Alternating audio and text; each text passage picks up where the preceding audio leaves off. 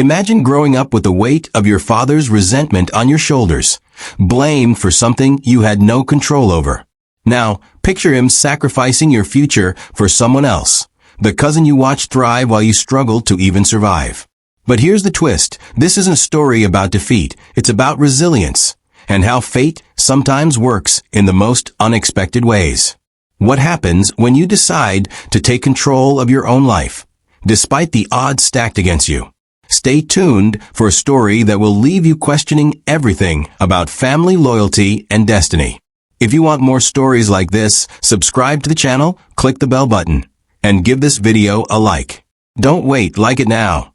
My dad chose my cousin over me, funded his future, and ruined mine, but karma left him drowning in regret as I built my own life. I never imagined that I would be sharing this story, but here I am.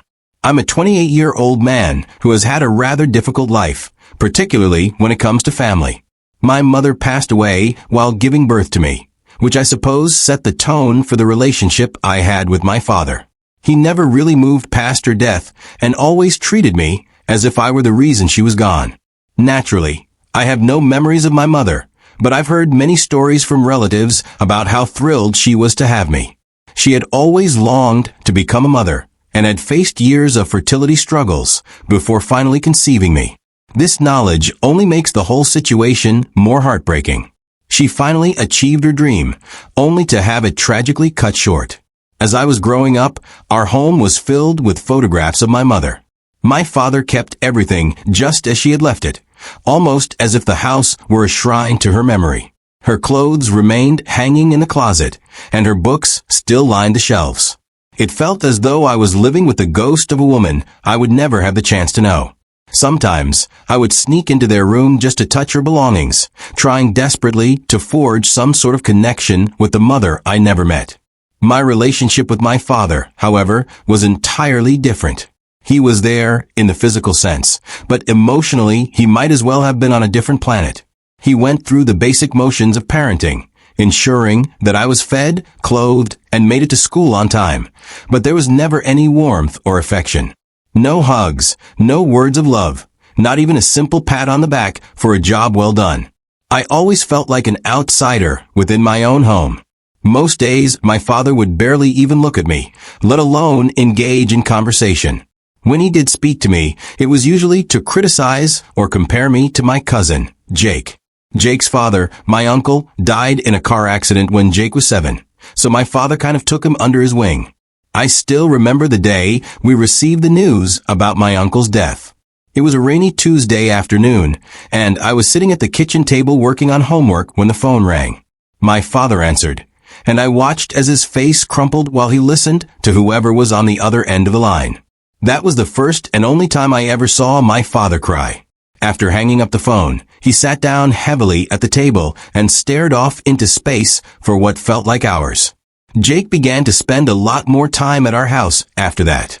I was excited at first. I thought that having another kid around might make things more fun and might even help my dad open up a bit. But it didn't take me long to understand that Jake's presence made my relationship with my dad even worse. He often asked, "Why can't you be more like Jake?" Or Jake would never do that. It seemed like Jake was the son he had always wanted, and I was just there. Jake was sporty, friendly, and charming, which I wasn't. Jake was the life of the party, while I was shy and liked to read. It was delicious for my dad. I worked really hard to make my dad happy, but it never seemed like enough. I tried to learn about his interests, got good grades, and joined every sports team. My dad thought Jake could never do a bad thing. He would compliment Jake on the smallest things, but I never got any credit for my own accomplishments. I won a science fair at school when I was about 12 years old. My project was a complicated model of the solar system that could move. I worked on it for weeks. I could hardly wait to tell my dad. I thought this would finally make him happy, but his laughter and talk with Jake about a football game made me laugh when I got home. I told him I won, but he just nodded and went back to talking to Jake. It felt like I wasn't there at all. It got worse as we aged. Because of the bias, people always made fun of Jake and me because we were in the same grade. I did better in school than Jake did in high school, but my dad would always find ways to downplay my achievements. Well, Jake's got more important things to think about than just grades, he would say. During one parent-teacher meeting, my English teacher raved about an essay I'd written. She told my dad it was one of the best papers she had ever seen from a kid my age, and that she thought I would make a great writer. My dad just grunted and asked if this would help me get a big grant for sports. The teacher looked confused, and I was so embarrassed that my face burned. In spite of this, there remained a part of me that still yearned for change. I reasoned that perhaps everything would be fine if only I could locate the appropriate thing, the magic key unlocking my dad's adoration. I pursued that unattainable dream all of my childhood and during my teenage years. When it came time for college, the true kickback was that I had pushed my ass, enrolled at a decent university, and been ready to launch my future. Though I knew money would be limited, I reasoned my dad would contribute at least somewhat. Boy, I guess I was mistaken. The day I overheard my dad on the phone with Jake, informing him he would pay for his whole college tuition, will always be with me. My pulse dropped. My dad looked at me like I was insane. When I asked if he could also assist me out, he remarked, "Jake needs it more than you. I can afford to pay for both of you." That's exactly how my college dreams vanished. I attempted to make it work, nevertheless, working evenings and weekends. I had a part-time job at a nearby diner. I applied for every scholarship I could locate, but it was not enough. The strain was intolerable. I was juggling my classes, working enough hours to pay for things, and still finding time to study and sleep. There has to be a give. After the first semester, I found myself having to drop out on my own. I couldn't afford it. The part-time work I could find hardly covered tuition. Jake was living it up at a famous university completely on my dad's money. Meanwhile, he would share images of his elegant dorm room, his spring break travels, and the new laptop my dad had purchased for him for college on social media. Every post was like a knife turning in my gut. That moment was the breaking point for me. I gathered my belongings and left home, cutting off all contact with both my father and Jake. It was incredibly painful, but I knew I had to escape that toxic environment. I could no longer bear to live in the shadow of my deceased mother and the cousin who had somehow replaced me in my father's heart. The past few years have been challenging, to say the least. I've taken on various jobs, doing whatever I could to make ends meet. I've waited tables, worked in construction, pulled night shifts at gas stations, anything to ensure I had a roof over my head and food to eat. It has been difficult, especially when I see updates from Jake on social media about his incredible college experiences and the great job he secured after graduation. But despite everything, I'm gradually building a life for myself on my own terms.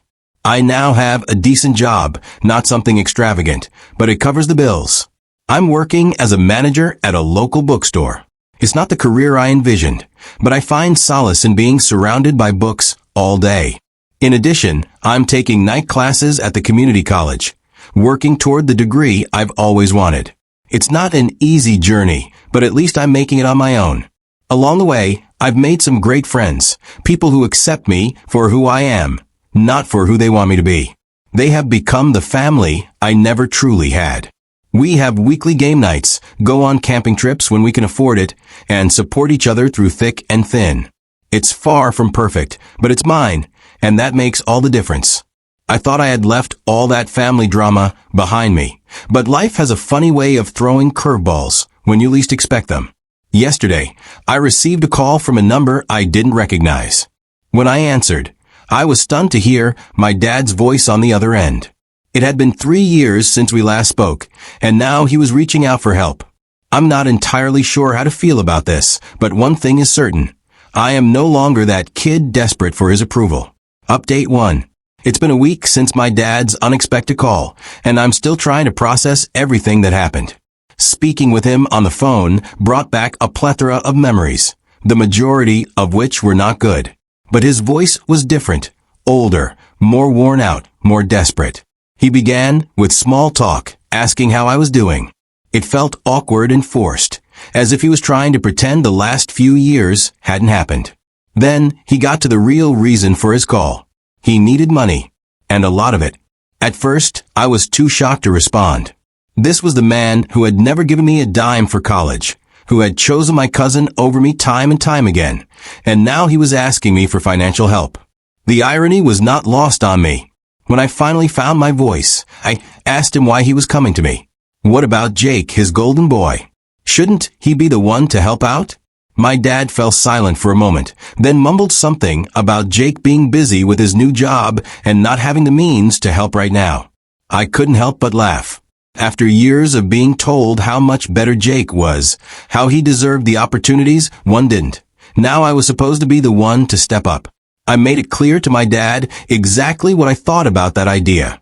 I suggested he go talk to Jake instead, since he had always been the favorite anyway.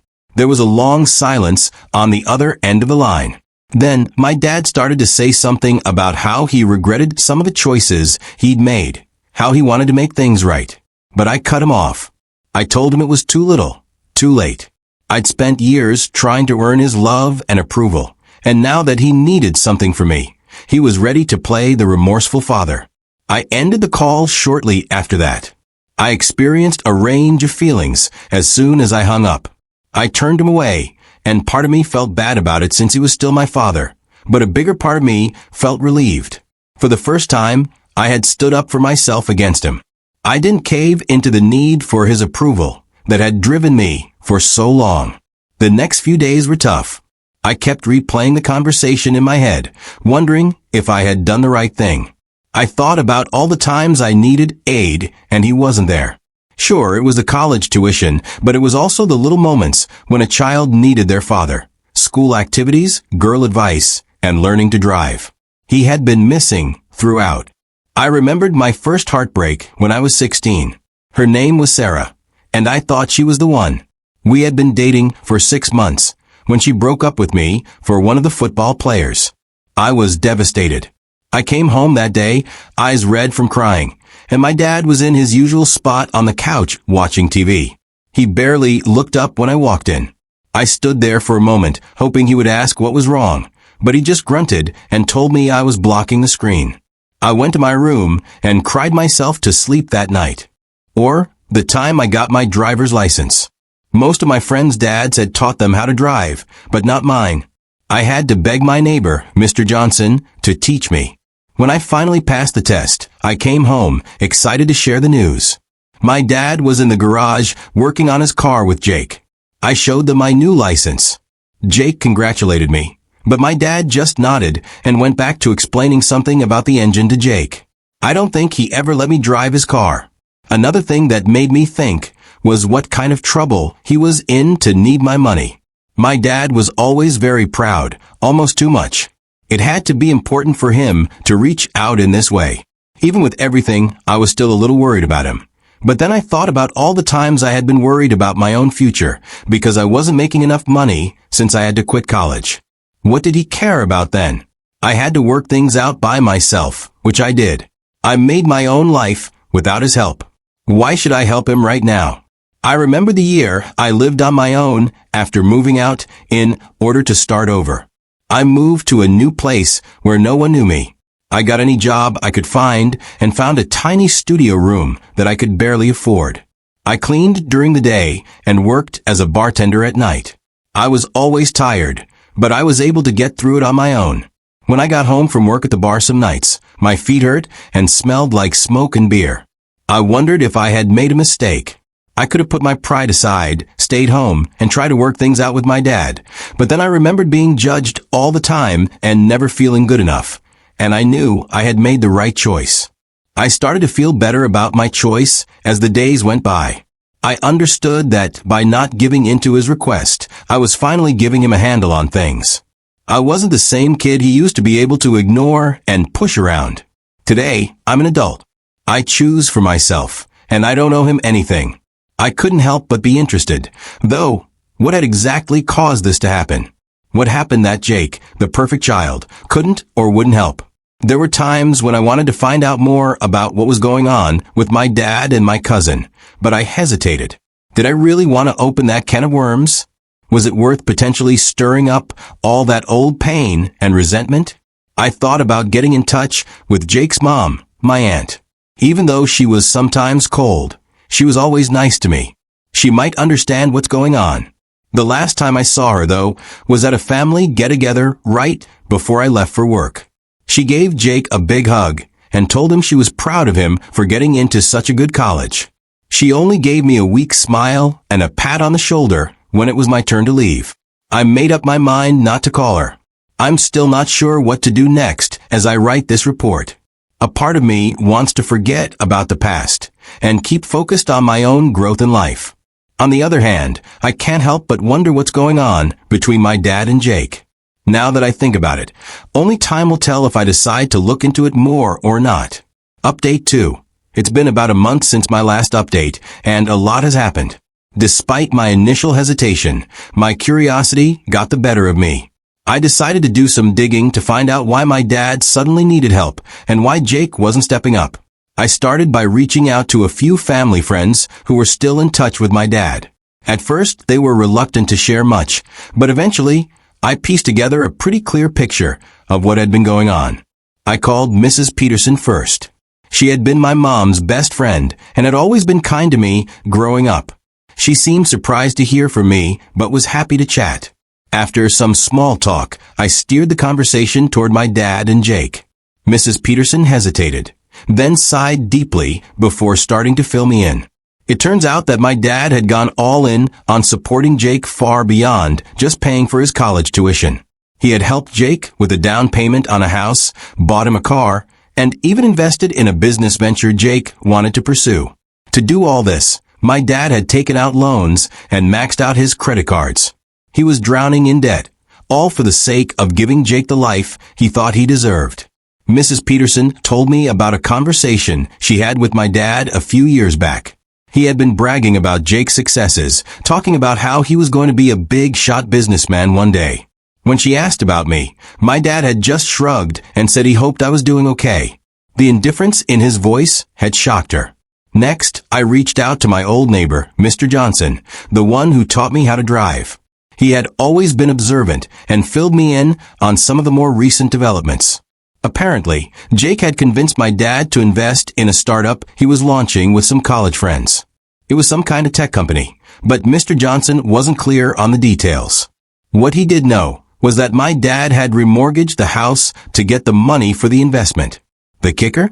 Jake's new job, the one my dad had proudly boasted about, wasn't going as well as expected.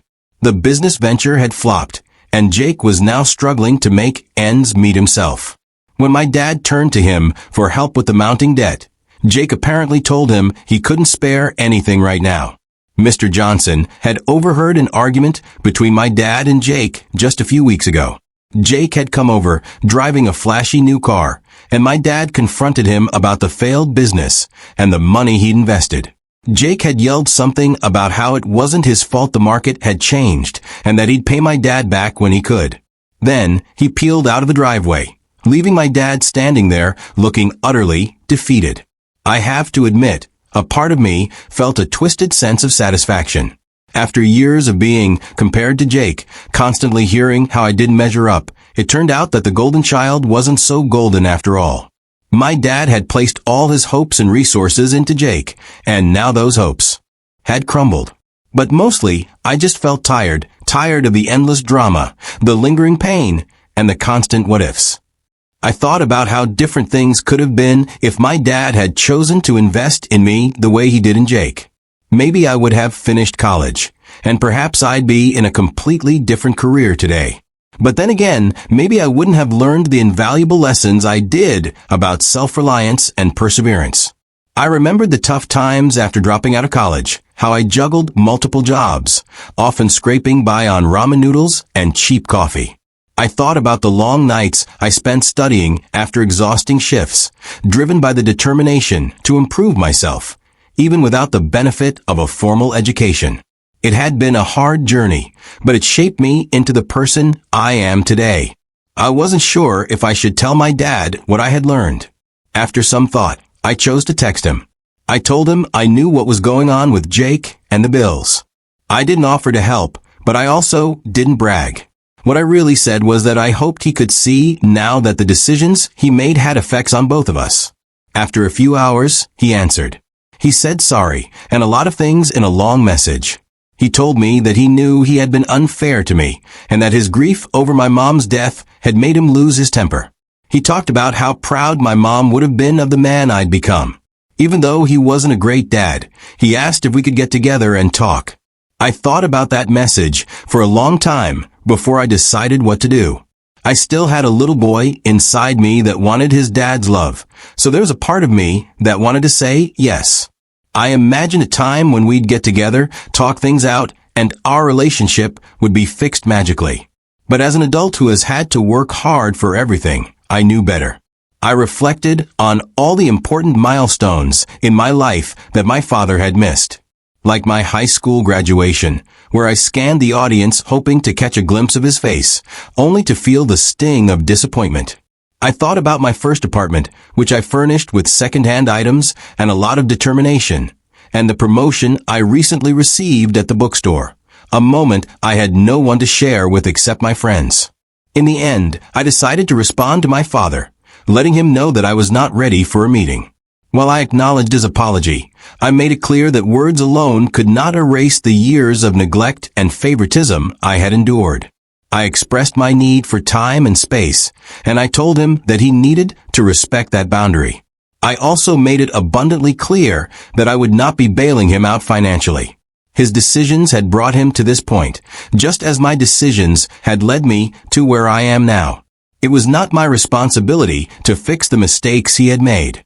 As I sit here writing this update, I feel a sense of relief. Not happiness exactly, but as if a weight has been lifted from my shoulders. For so long, I carried the burden of trying to earn my father's love, constantly questioning what was wrong with me that made him favor Jake. Now I realize it was never about me at all. It was about his own unresolved issues, his inability to cope with loss and grief. I am uncertain about what the future holds for my relationship with my father, or whether there will be any relationship at all. Perhaps one day we will have a genuine conversation about everything that has transpired. Perhaps not. For now, I am focusing on my own life and personal growth. I am continuing with my night classes, diligently working toward that degree. I am also building relationships with people who appreciate me for who I am, not for who they want me to be. Just last week, I helped my friend Sarah, not Sarah from high school, move into her new apartment. As we unpacked boxes and arranged furniture, it dawned on me that these connections, this chosen family, are what truly matter, not the approval of someone who was never able to recognize my worth. Life is not always easy, but I am forging my own path, and for the first time in a very long time, I feel like I'm exactly where I'm meant to be. I do not know what tomorrow will bring, but I am confident that I will face it on my own terms, with the strength I have developed through years of self-reliance. That is something my father's favoritism can never take away from me. Wow, what a journey, right? From hardship to hope. This story shows us that no matter how hard life gets, we all have the power to turn things around. And sometimes, the real victory is in finding your own path, even when the world seems to favor someone else. If this story resonated with you, make sure to hit that like button and share your thoughts in the comments below. I'd love to hear what you think. And if you want more stories just like this, don't forget to subscribe to the channel and click the bell so you never miss an update. Thanks for watching, and I'll see you in the next video.